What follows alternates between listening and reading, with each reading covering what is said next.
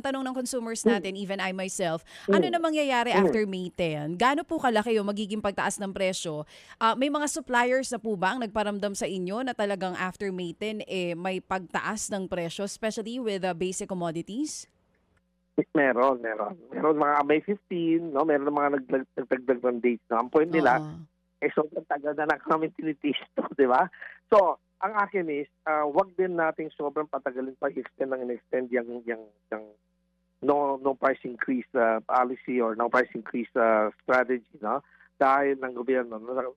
Dahil puputok parang Mount Mayon, no? Kung talagang napuno na, paglubas mas makalayo ang abutin ng lava, no? Ng eruption, ng effect ng eruption, mas maraming tatamaan, di ba?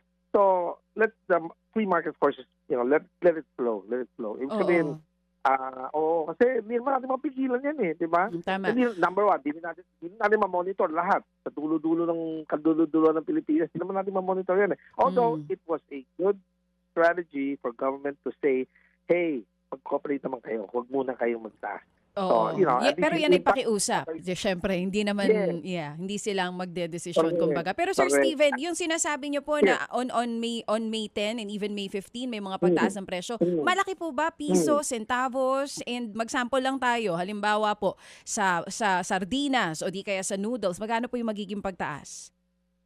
Pinakamalaki siguro piso, no? Pero kumbaga, lahat nga sila, ayaw nga nila ng sobrang laking pagtaas dahil nga, di mo mabawi. That's what people think. Taas sila ng taas, ba't nila bawiin?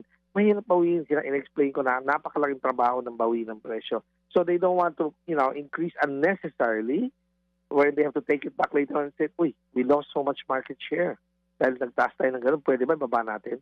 Yun yung nakikita nating sale, buy one, take one. Yun na yung form of pagbaba ng presyo ulit. Dinawi nila, pinalik nila, di ba? Kaya lang, di nakikita ng tao yun. Taas ng taas, di naman binababa Hindi natin napapansin yung mga promotions, no? When they try to get back their market. Mga kapatid, patuloy po kayong tumutok sa 105.9 True FM para sa totoong balita, impormasyon, music and entertainment. Mag-subscribe sa aming YouTube channel at podcast at sundan nyo kami sa Facebook, Instagram, X at TikTok sa True Network PH. Bisitahin din po ang aming official website, truefm.ph. At panoorin din kami sa True TV Signal, Channel 19. Kami po ang 105.9 True FM.